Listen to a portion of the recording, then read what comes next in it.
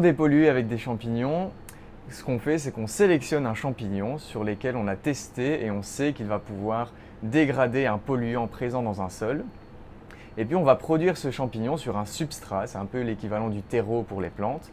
Et on va venir mélanger ce substrat avec le sol et on va venir apporter les meilleures conditions possibles pour que ce champignon pousse dans le sol et puisse dégrader le polluant en question. Alors on peut dégrader un grand nombre de produits issus de l'industrie pétrolière.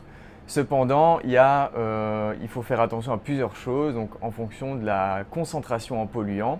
Ce ne sera pas toujours facile et il faudra alors sélectionner le bon champignon qui va marcher dans les bonnes conditions parce que tous les champignons ne marchent pas avec tous les polluants. Alors ce n'est pas encore fait à grande échelle mais ça commence à arriver parce qu'au début il y avait de grands défis techniques liés à comment trouver ces champignons et surtout comment les produire en grande quantité car malheureusement il y a beaucoup de sols pollués.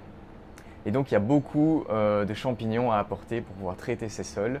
Mais les défis commencent maintenant à être résolus et on commence à arriver à une généralisation de cette technique. Ici, ce qu'on voit, ce sont dans ces flasques, on a mis en présence un déchet dans un milieu de culture en espérant pouvoir récupérer les micro-organismes et les champignons qui vivaient sur ce déchet pour pouvoir ensuite les isoler et faire en sorte de pouvoir travailler avec ces champignons. Donc quand je parle de déchets, là ici c'est un déchet très particulier qui est issu de l'industrie métallurgique qui contient une grosse quantité d'huile minérale et aussi beaucoup de particules de fer.